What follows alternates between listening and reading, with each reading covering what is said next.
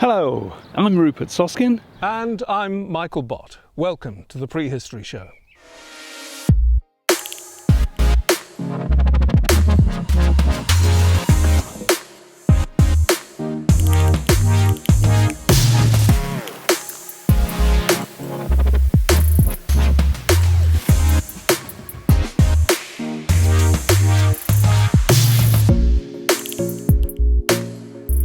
Hello and welcome to the Prehistory Show, the very first of many, we hope.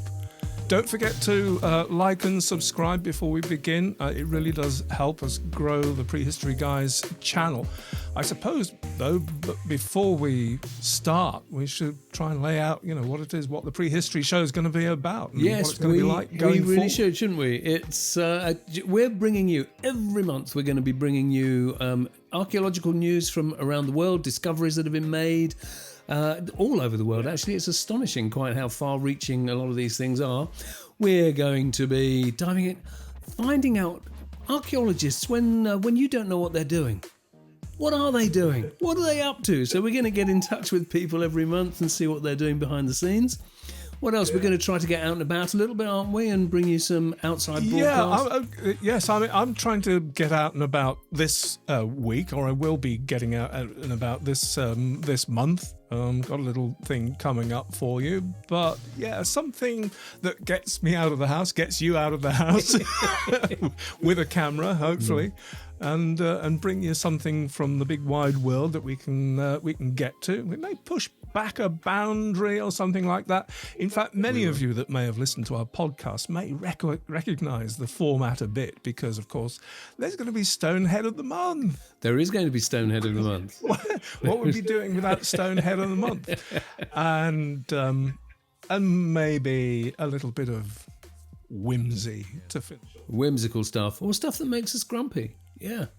And it's not hard, is it? One of the things there won't be is nutty stuff. To be honest, no aliens came and taught our ancestors how to levitate stones and that kind of stuff. It's all really, it's solid scientific research and genuine discovery being made. That's what we're bringing you. Just so we know where we are. Yes. No misunderstandings. Yeah, that's where all we that are. kind of thing. Anyway, so there we are. Should we actually get on with it? Should we actually get on with the show? You think we should? I think we should. So the first item up is a bit of news. News. Or what we call news. Well, you're kicking off the news today, aren't you? I am. And it's a rather lovely discovery in France at the proposed site of an industrial state in eastern France, in Saint-Vulbas, or Saint-Vulbas, I think you'd say. I think it would be Saint-Vulbas, I'm not sure, but... near Lyon. Near Lyon. So, archaeologists from the INRAP, and that's the National Institute for Preventative Archaeological Research. That sounds a bit back to front. It is a bit kind weird, of. isn't it? Yes, the translation. It's a sort of tortured translation from the French. What? It is. Well, it's recherche préventatif. It's or préventif. It basically it means to prevent archaeology being damaged by property development and the like. All right. That sounds good, the way you put it. Anyway, the point is that the team uncovered a stunning high-status burial of a middle-aged woman placed in an oak coffin with some stunning grave goods. And not surprisingly, the media have been referring to her as a princess. They would, wouldn't they? It's a middle-aged woman. They didn't even want to call her a queen. It's a princess. It's so Walt Disney. I'll tell you what, where have we come across this kind of thing before? And stop the press. It's happening right now. And something we should mention in passing, because what's hot at the moment is the discovery of elites or implications of incest at Newgrange and the Bryn de Boyne. Less of the implications. And this person who's been discovered, whose bones have been analysed, is already being referred to as a pharaoh. Yeah. Anyway, that item is not in this news this month. It's so big that we're going to do a special about it coming soon. Yeah, we are. It's huge, so it will be a special. Yeah. Anyway, Yes, what back about to this our princess? French discovery. Yes. The burial was around 8th century BC, so it's early Iron Age. And whilst the remains are not in the best state of preservation, she was wearing bracelets of blue glass and copper beads. She had a wide, quite lavish belt. I think it had little copper inserts in it as well. It was really intricately made, wasn't it? Yeah. Hopefully there'll be some pictures coming up as well. Had a copper alloy buckle or a clasp, and the mineralized material around the buckle could be fabric, leather, or fur. They're not quite sure what that material is yet. Interesting. So her burial is the most significant from a cluster of 3 graves. The team think that they were originally mounds, although they're flattened now. Intriguingly, one of the later burials appears to have had a 4-poster timber construction over the top of it. So, yeah, we'll bring you more on that. Work's still in progress. We'll keep an eye out on that and let you know how it develops. Nice. Yes, it's a wonderful discovery. Yeah. Well, look, I've got a bit of an odd one here. I don't know if you've ever heard of the Tagar culture from Siberia. I have now. The Tagar culture. Well, do you know, it's another one of those discrepancies between, what is Iron Age and what is Bronze Age, and it depends on the country that you're in.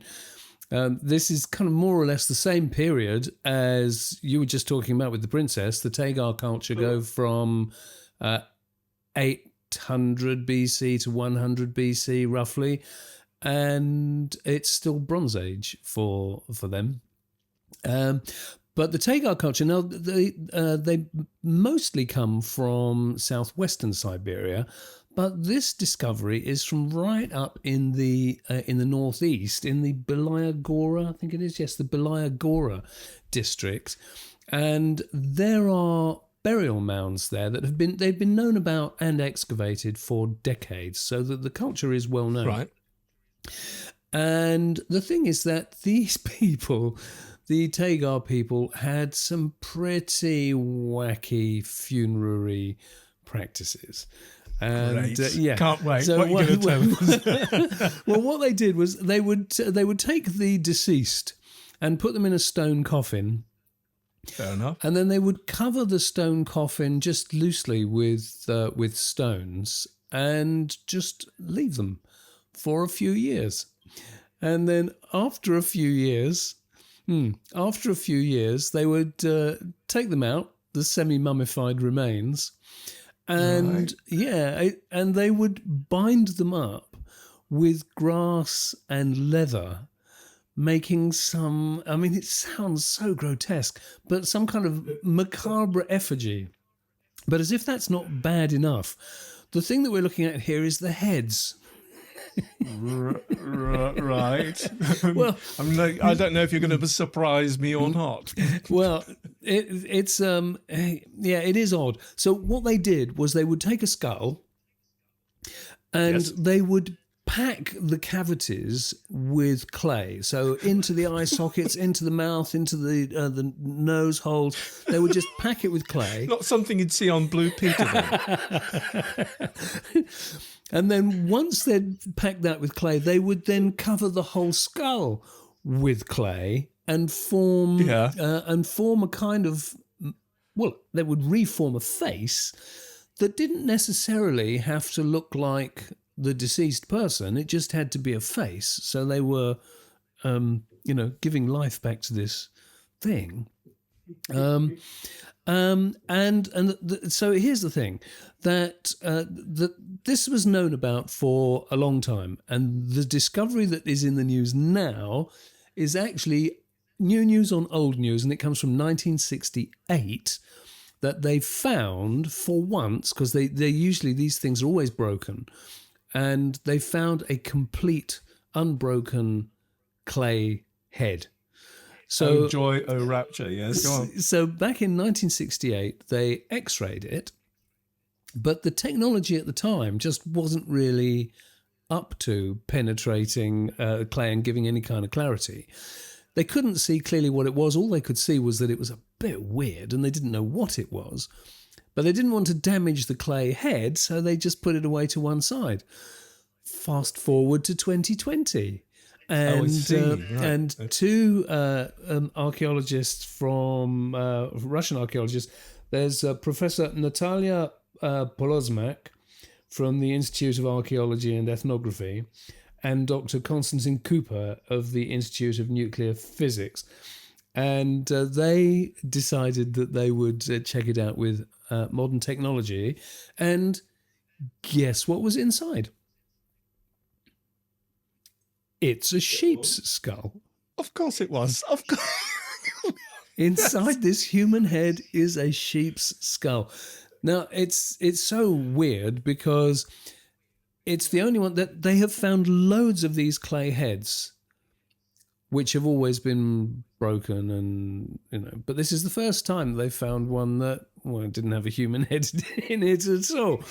The thing is, though, weird as this is, there's an interesting correlation because there are cultures, and I think the main one that I'm half remembering, because I can't remember exactly, but there's a tribe, I think in Africa, where their practice was that a body had to be complete.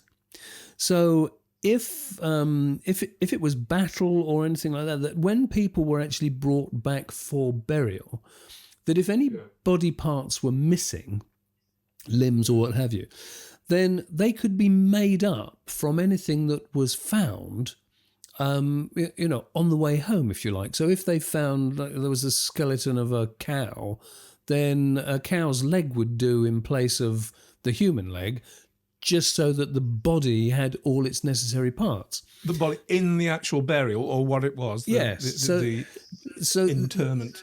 So the implication, if this person, if his head was missing, maybe they just replaced the head.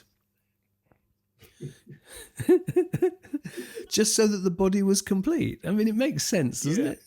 Folks, if you thought things were weird in 2020, yeah, console yourself with the fact. So, in essence, you're saying, so if a bear had come along, ripped this chap's head off, they just used a sheep's skull to, make him whole again. In a nutshell. Well, that's my take on it. There have been a couple of other suggestions that the academics are making, like, maybe the idea was to give them a fresh start in life, in the afterlife. And I'm not really sure what the implication of that is. Are they saying that what this person was such a bastard that am I allowed to say that? He was such a bad person that they decided he'd be better off starting again as a sheep in the afterlife. Seems a little bit stretched to me.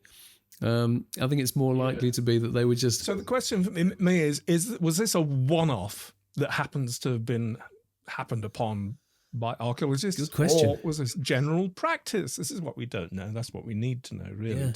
Yeah. Otherwise, we're going to go off in all sorts of directions and trying to work out what that was about. We are. It's a watch this space. So standard practice or a one-off. Watch this space. Moving on. Like the incest and Newgrange. Yes.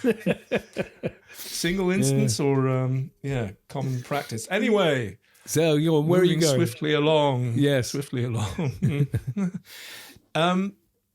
We've reported a few times, and we did a special about this not so long ago, about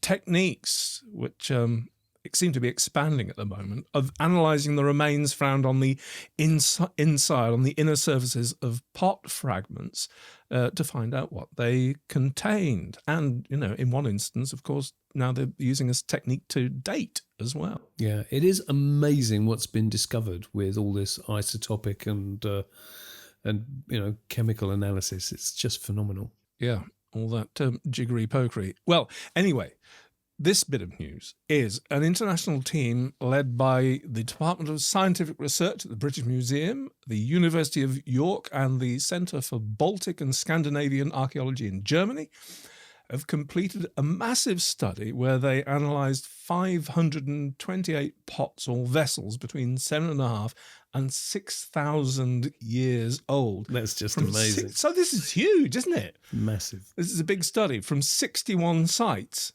in the Baltic. And guess what? They came up with some surprising results. Go on. Go on. Mainly, firstly, the variety of foods, okay? The pots were used to store or prepare marine and freshwater fish, seal, beaver, wild boar. What? It's always wild boar. There's never a tame boar, is there?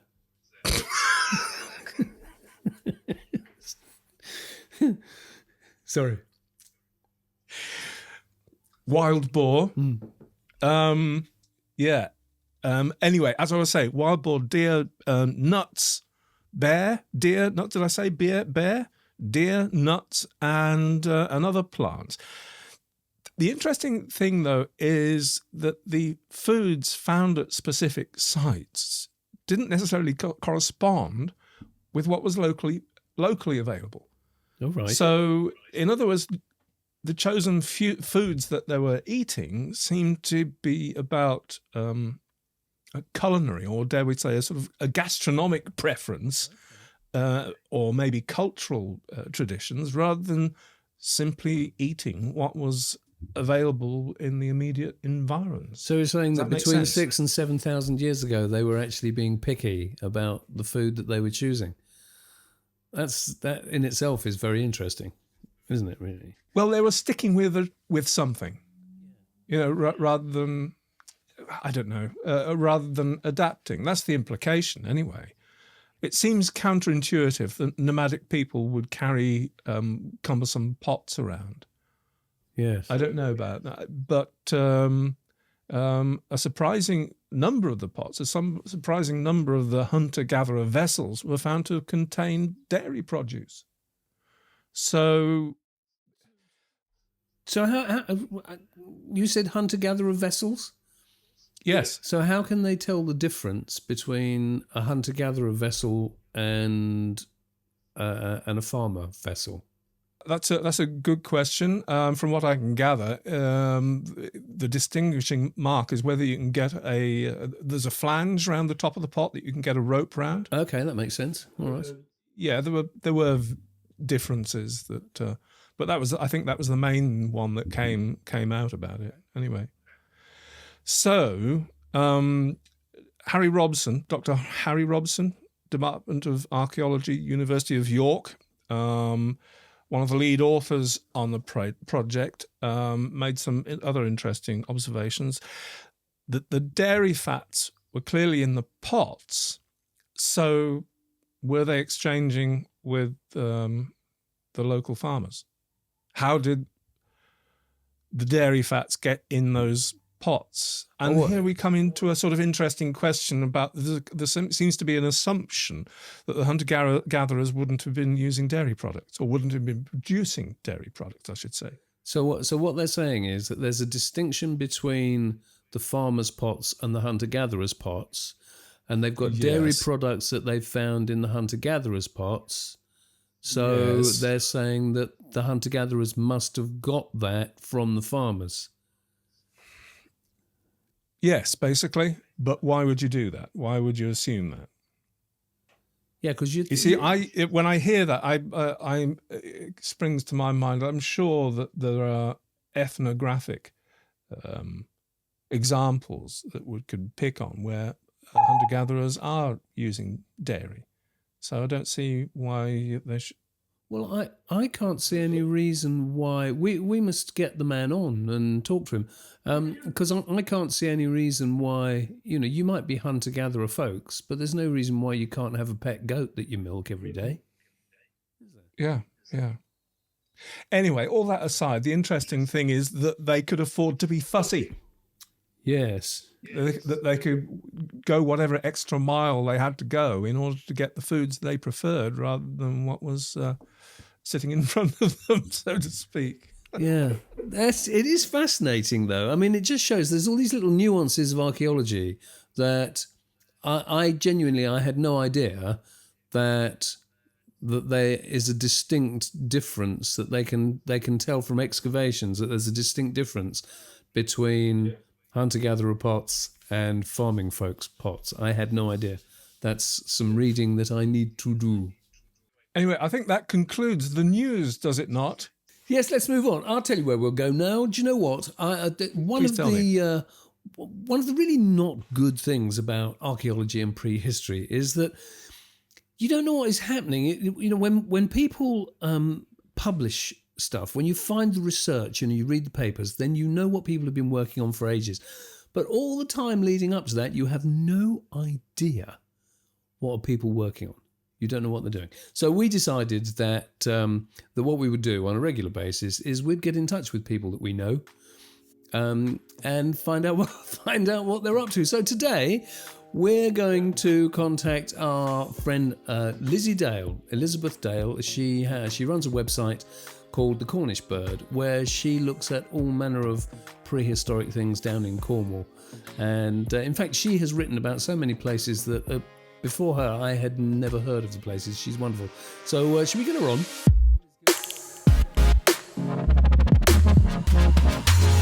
Hello, Lizzie. Welcome to the Prehistory Show. Goodness gracious. Hi.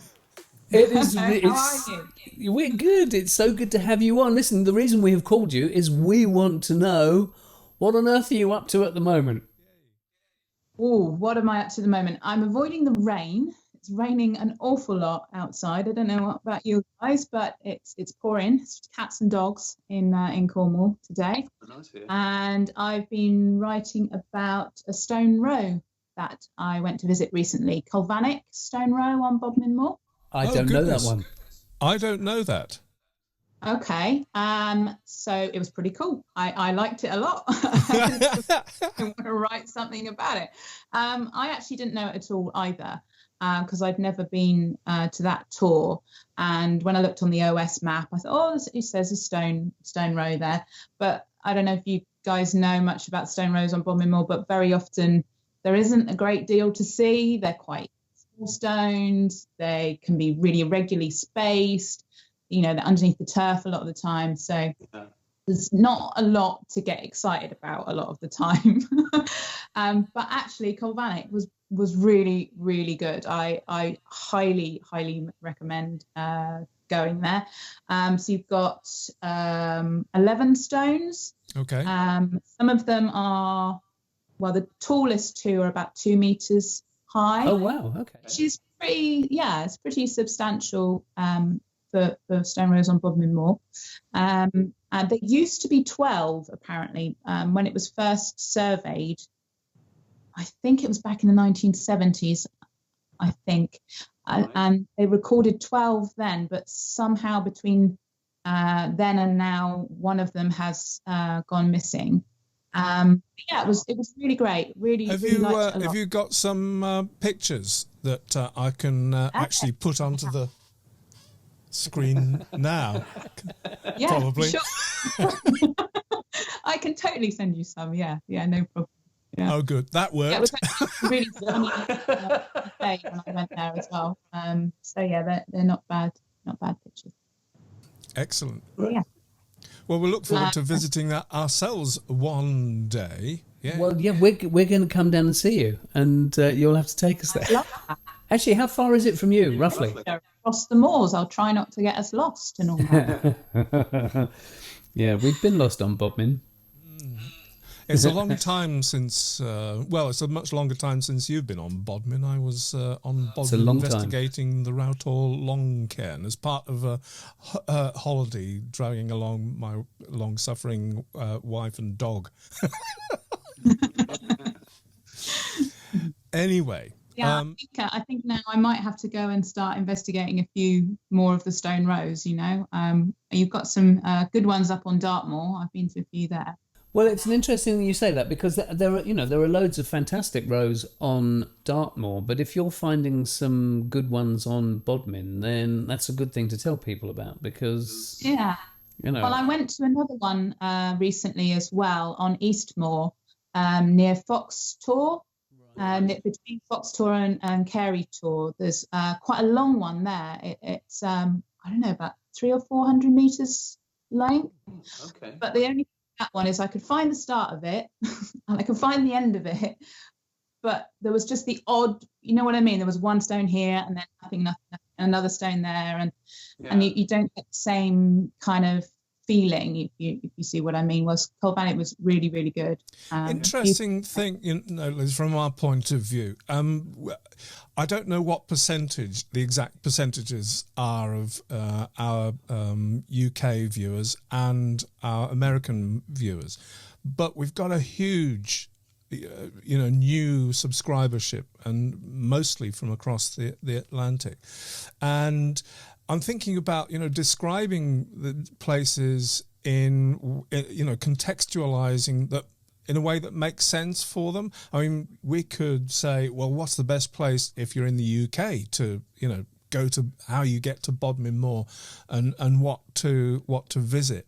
But I mean, the first thing I would say to anybody that's not likely to get to Cornwall, is fascinated by what we're talking about, is go straight to Lizzie's website, The Cornish Bird, right now, to her blog, because it's got everything and anything to do with standing stones, megaliths of Cornwall that you're ever likely to want to know. It's absolutely true. So that's the first thing. That's true. That's why you're lots from here. looking at your website. That's very kind. Thank you very much. So I think perhaps my next blog post is going to be about the 9 maidens near St. Column. Nice. We know the 9 maidens. Yes. Yes, 9 maidens turned to stone for dancing on the Sabbath. The usual. A common theme. Oh, that's nice. Well, we'll look forward to seeing some pictures of that as well then. Yeah. Sure. Cool. Yeah. All right. Well, thanks again for coming on, and we'll point everybody to your website again. Would you be at all willing to come onto the show again in the not too distant future and report from the... I would be delighted, guys. That would be fantastic. Yeah, it's always lovely to talk to you. Excellent. Thank you very much. All right, Lizzie, will you take good care? And we'll see you again soon. Michael took advantage of the wonderful sunny weather we've been having and so a bit of social distancing, and he's been off exploring. Indeed I have. You saw that little clip at the beginning when I said, hello, I'm Michael Bott, right at the top there. That's a place called Charlecote Park, and myth has it that William Shakespeare was caught in there poaching as a youth. Anyway, what's that? Is that right? Yeah. So what has this got to do with the Neolithic, I hear you ask? Well, as I pointed out, there was there's a Neolithic Cursus nearby. So is it really? Yeah. And it's within about a mile of here, exactly where I am. About a mile that way, there is a Neolithic Cursus, and it's got something, I think, that's very special about it. Let's find out. So I'm sitting in a hedge just 1 mile from my house, up the road there where we were sitting just now. And I've chosen to start this report sitting in a hedge because if I'm right, this slight bank here may be the last vestigial remains of an early Neolithic Cursus. A cursus is a highly enigmatic type of prehistoric structure named by antiquarian William Stukely using the Latin name for a course, imagining that they were Roman athletics tracks, as you would. The most visible and accessible example I know of is the Stonehenge Cursus, and thanks to Google Earth I can take you from the Sarsen monument here and fly you down the length of it.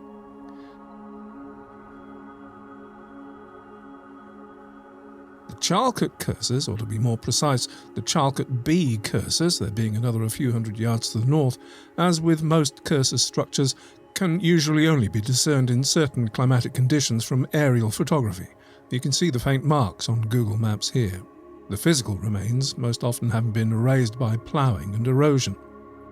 Here is my approximation of the layout on this aerial photograph, and I'm in the hedge about here.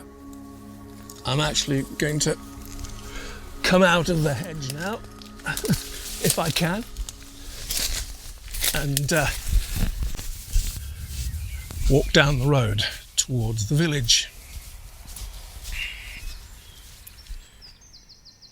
So as it comes into the village, this road is actually following the southern line of the bank of the Cursus.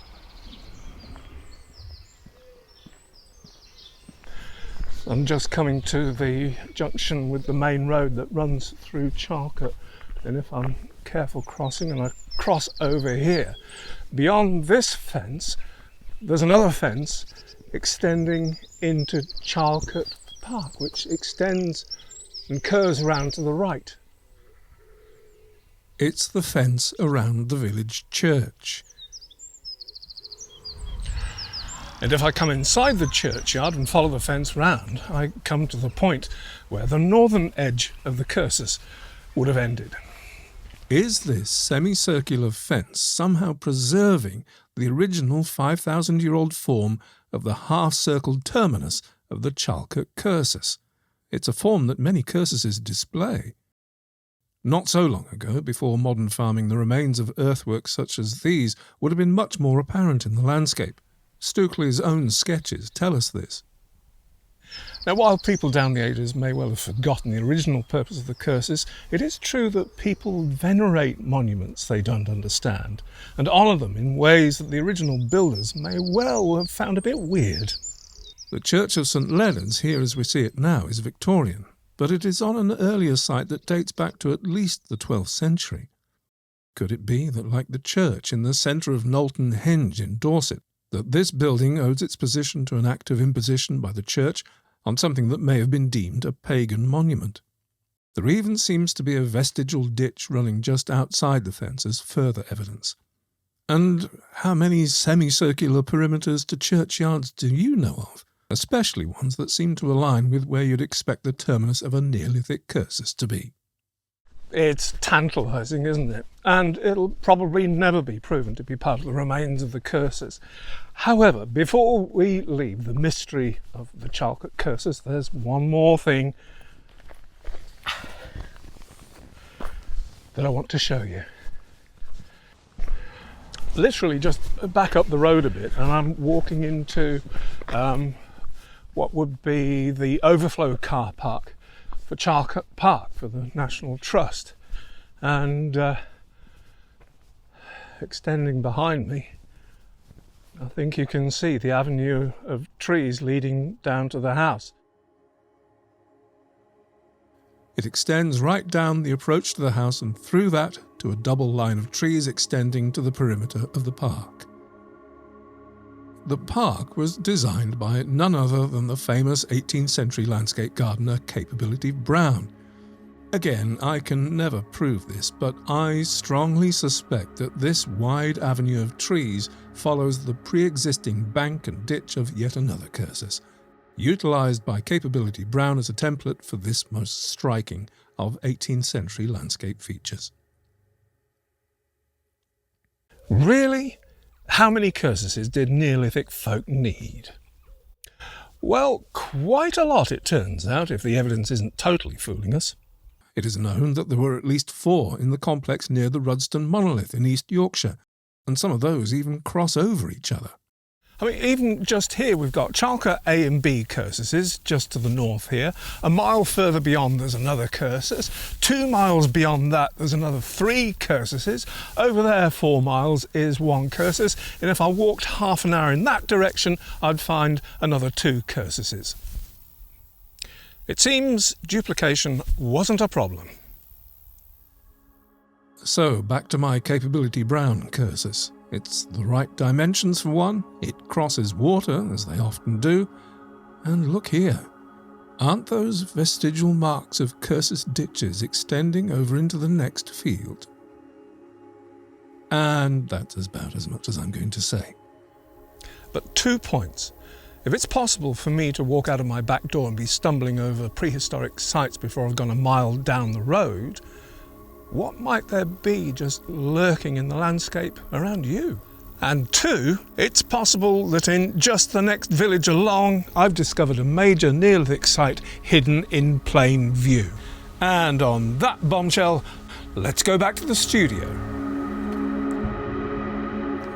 Well done. What can I say? I had no idea you had such prehistory right on your own doorstep. It's amazing, and more besides, I think, in which I could make more programs about the stuff that's around here. Yeah. Anyway, I hope folks enjoyed that little excursion. Jolly good. Go on, then, moving Something on. I wanted to say though, Rupert. Yes. To our friends on YouTube, particularly friends that have just joined us and have enjoyed the shows and have enjoyed the shows and engaged with them enough, the podcasts, the films, the other shows we've been doing, to leave comments. Now, we've been doing our level best to, keep up with everybody and answer your comments and acknowledge, the kind things you've been saying and the questions you've been asking. However, because there's so many now, we're finding that a bit difficult to answer everybody nicely. And, well, obviously we answer everybody nicely, but to answer everybody fully, I should say, and at the same time get things done. So what I wanted to say, and I think you're in agreement, Rupert, is that if you want to communicate with us, it's absolutely, we welcome it, absolutely. But the best ways of doing it are, one, to engage with our every second Tuesday, the live show. So we leave a post so you can put questions to us there, specific questions. And that way you'll definitely get to us and get acknowledged. And the second... How do people find that? How do people find that on YouTube? Yeah, that's on our community page. And if you see the listing for the next live going up, that's the place to communicate as well. But even better than that is that any of our Patreon supporters do have pretty much a direct line to us, because you're a much smaller subset of all our fans, so it's easier for us to pay attention. So if you really want a line through to us, then become a Patreon supporter. Yeah. So hope you don't mind us asking and pushing you, not pushing you, but suggesting you might go in that direction. But that's a guaranteed way of being. And also benefits of doing that. You get all sorts of other perks on there as well. Yeah. Not least of all our stuff without any advertising whatsoever. Yes. Which is always. And there's another story. Yes, indeed. We can get into. But not now. What next, though? Well, now it's time for a little gravity. Now it's time. The award that truly is the Blue Peter badge of archaeology. It's time for Stonehead of the Month. Stonehead of the Month. Stonehead of the Month. Stonehead of the Month. Stonehead of the Month. Well, Stonehead of the Month, many of you will know from earlier podcasts and what have you, we're carrying this tradition on that there are people doing such phenomenal work in the fields of archaeology and prehistory, and so every month we choose somebody who has been an inspiration to us, someone who's really captured our imagination, or somebody who is just being absolutely brilliant in the background and nobody knows what's happening. And a word of warning, there's no way of second guessing how we choose people. No, there really isn't. No. So, it's fairly arbitrary, it's fairly random, but I'm sure there's a method in our madness. There is. It's all based on quality of work. And this month, the award goes to... Ta-da! Professor Duncan Garrow. Yes. Who, and we unashamedly, because we love Cranegs, we're giving it to Duncan because he's doing some wonderful research on Cranegs up in the Outer Hebrides. And we're hoping we'll actually go and meet him up there when he's doing some work out there. But I think we should call him up and tell him what he's got. I think we should. Should we do that thing? Let's do that thing right now. Hello, Duncan. Welcome to the show. Welcome. It's good to have you here. Thanks for joining us. Welcome to the Prehistory Guys couch. Yeah, very comfortable it is too. Our virtual couch. One day it will be a proper one. Yeah, one day. One of the things that, actually the main reason that we really got you on was you wouldn't even know about this. No. You have been awarded the Prehistory Guys Stonehead of the Month. Have you got one to hand, Michael? What? A Prehistory Guys badge? Indeed. It is the Blue Peter badge of archaeology. That is actually a real honour. I'm honoured and flattered and grateful. So yes, and it was largely because from our earlier conversations, the Cranegs are a thing for us, and we thought, who deserves this for actually taking some of the things that we really want to be doing actually into the real world? It is you. So you win that prize. Thank you. Yeah. Acceptance speech. It was great to win this award, and especially as it was so unexpected. Do you know Razor, what? most of all. There is a secondary reason, Duncan, and that is because we got the kudos in a show we did recently about the Lechlade archaeology. Yeah. We got the kudos for being able to say maybe the amber bead wasn't just an amber bead. Maybe that's true. Maybe it was a drawstring thing. Oh, that's good. Yeah, it's true. It's put a different complexion on a lot of things actually. The amber bead. Yeah. Oh, that's interesting. Hey ho. So, well, apart from that, what are you up to? Well, I'm on research leave at the moment. Which is very nice for me, lucky for me. So while lots of my colleagues are having to work out all manner of teaching things virtually at the moment, dissertation marking and that kind of thing, and going through all the weirdness of kind of trying to teach our students, but not in the normal way, I've been trying to get on with research. And the most recent thing, I pretty much finished the chunk I was doing on the grave goods project. Right. And I've moved on to writing the book that will go with the exhibition on the world of Stonehenge at the British Museum with my colleague for that, but also on the grave goods project, Neil Wilkin. So we're both writing a book that will go with the exhibition. Sure. So I've been focusing on Neolithic art for the past few weeks, which has been really different actually and enjoyable. Yeah. It's a tough job, but somebody's got to do it. all of a sudden, this little chat could last an hour. Oh, Neolithic art. Yeah. So when are you anticipating that being finished and published? There's a question. Because the exhibition, so the British Museum, as I'm sure you know, is closed, which is having a knock-on effect. So the exhibition was meant to be happening next summer, but it's probably going to be delayed, and the book will simply be launched in conjunction with that exhibition. Right. So hang on, and the British Museum will just need to work out their schedule, which, like every organisation, is a bit up in the air at the moment. So it'll have to, maybe in a year, maybe in 2 years' time, that kind of thing. And obviously they need to create the book in the meantime, so we need to be a bit ahead of the game. But that's been really fun, and it's nice to write for a more public audience than I perhaps normally write for. Because obviously it won't just be academics with a capital A reading like some of the things that I write. Yeah, sure. So I've got two questions. One was that I heard the phrase for the first time, "World of Stonehenge" at the British Museum. Yeah. Hadn't heard that. Can you say a bit more about that? Because I hadn't. Maybe I've got my head buried in the sand. But no, you haven't. The publicity, because it's probably by now, if things hadn't closed down, there would be building up towards a bit of publicity. But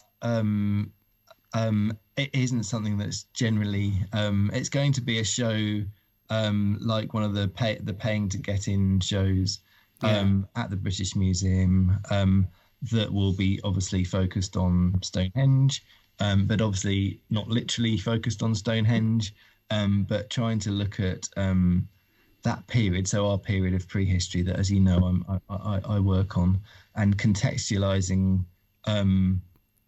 that world famous monument in relation to all the things that are going on more widely, and before and after the main phase of Stonehenge as well, to provide it with a bit of context.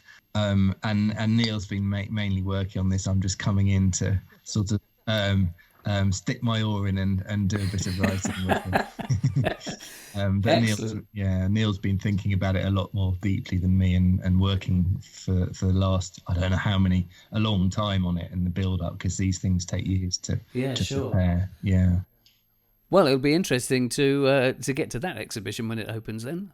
Yeah, hopefully. No, it's really exciting to be even a little bit involved. Neil and I have been working together for a while now, and also the British Museum in Reading have a slightly special relationship, because the stores of the British Museum are being built in Reading as we speak, although perhaps, maybe they are being built as we speak. Who knows what's happening with builders there at the moment. But so we've sort of started to have a bit more of a direct research relationship, and this is one kind of aspect of that as we move forwards into this new world of working together a bit more closely. Although, of course, Neil and I were working closely before that anyway. Yeah, sure. Fantastic. What was your second question, Mike? Yeah, good question. It was, how are you finding writing for a more popular audience as opposed to an academic audience? It's quite fun, and it's the closest thing is to thinking about how you present archaeology to students in lectures, I guess, because in a way it's trying to synthesize a lot of complicated thoughts that other people have had, and to present a nice, interesting, hopefully engaging, kind of clear narrative, picking out the most important things that you see that people would like to be made aware of and will find interesting, that kind of thing. So it's I think I generally try and write quite clearly anyway. So I haven't found that hopefully a problem, but it's just thinking in a different way about what people will find interesting, and it's more synthetic rather than brand new research that I'm myself. So that's been different for me as well. Yeah. Excellent. So have you got any more news on next year's schedule then? Are we still going to be joining you on Lewis for the yeah. I mean, it's been great.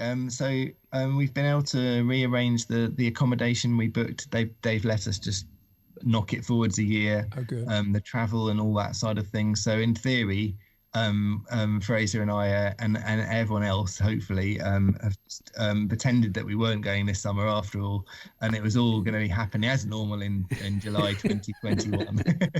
It's going to be a bit sad. It's going to be a month today, a month forwards from today we would have been there, so it's going to feel a bit sad at that point, but otherwise you just have to out of your mind.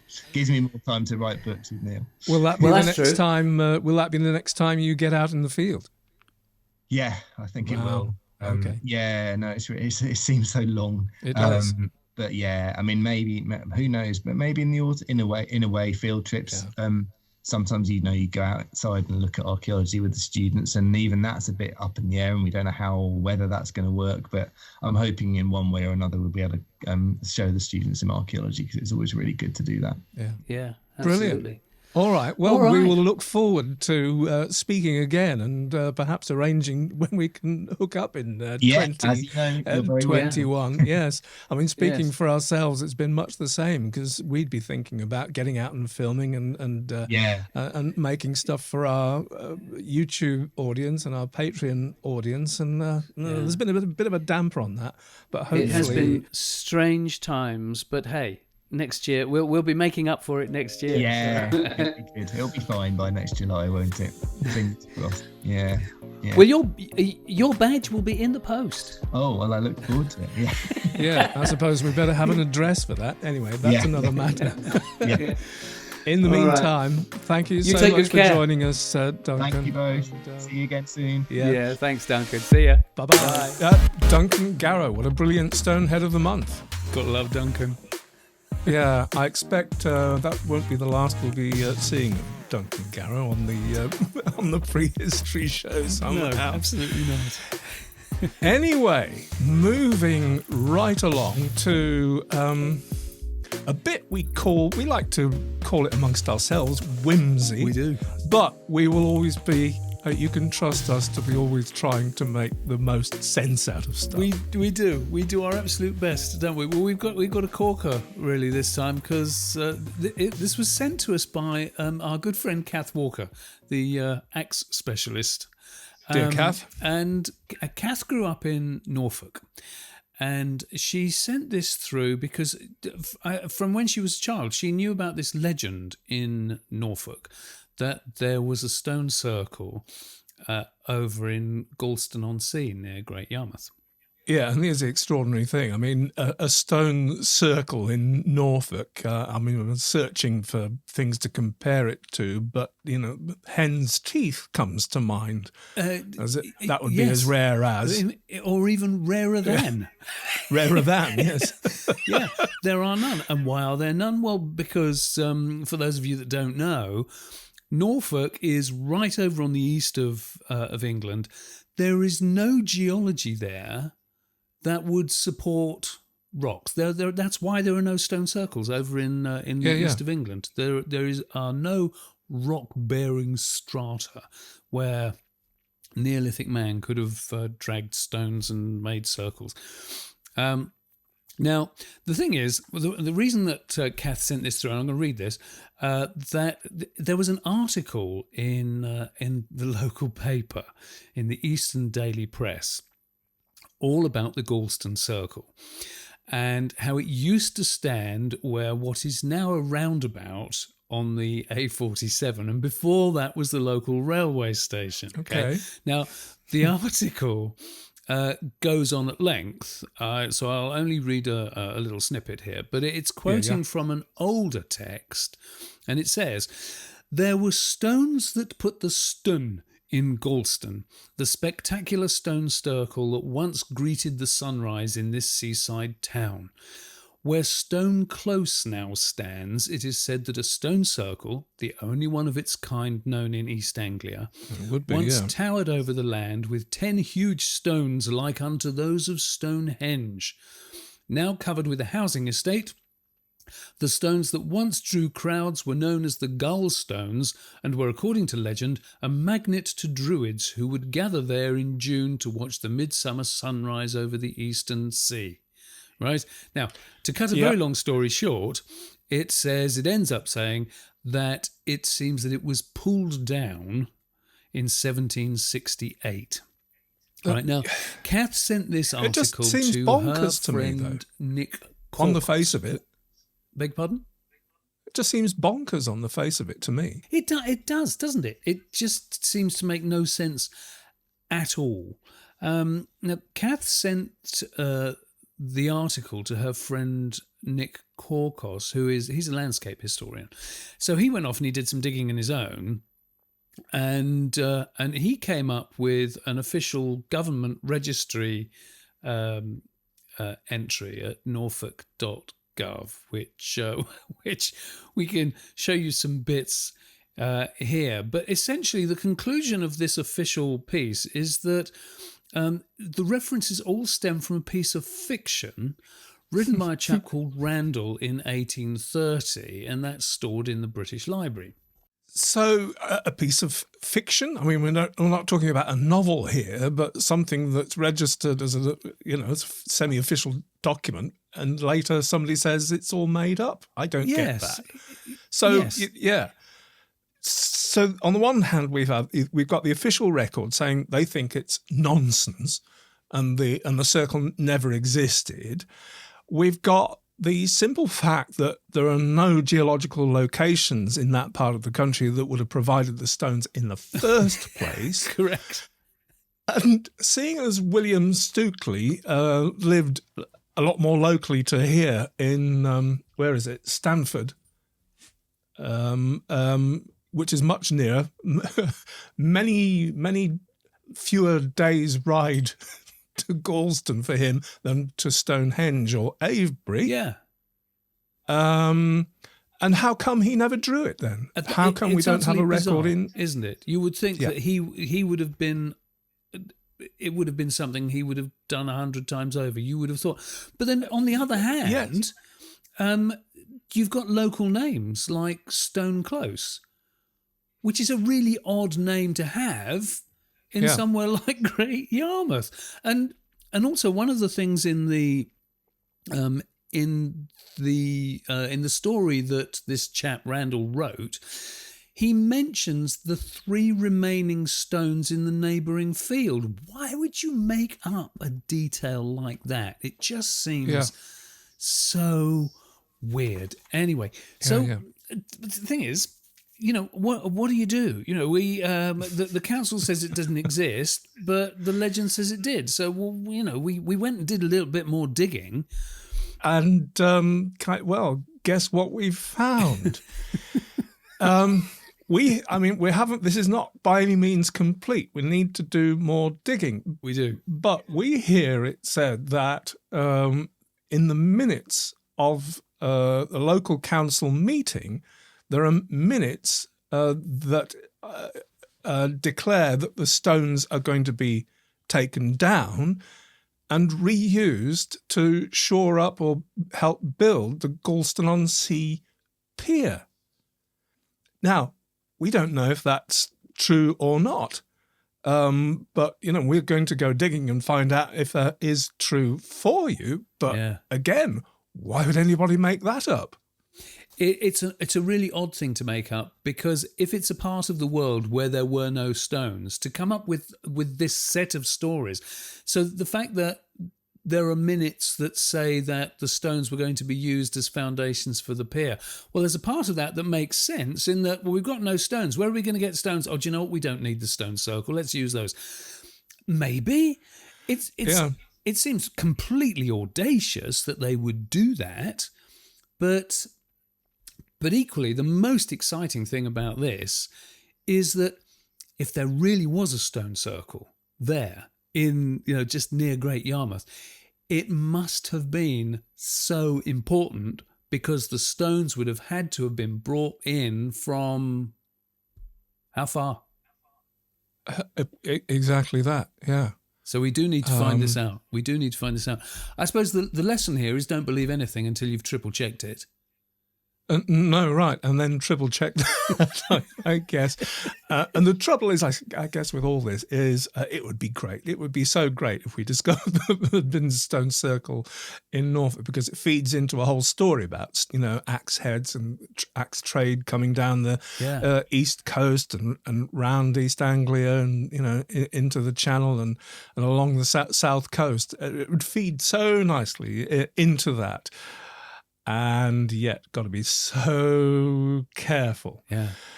And all this intrigue because of an article in a local paper, though. Yeah, I know, it's so funny. Thought? And the fact that Kath sent it to us, who is an axe specialist, it would be lovely for her if this turned out to be real as well. So, watch this space. So, keep your fingers crossed. We will do some digging and we will report back. And on that note, I think it's time to bring it to an end. Yes.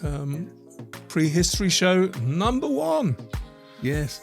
As I said at the beginning, first of many, and I hope you enjoyed that. And we're going to bring you a show every month.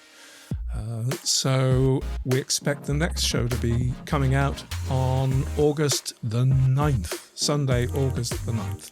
We're aiming for every second Sunday in the month. That's the plan. So, thanks for watching. Thanks for joining us, folks.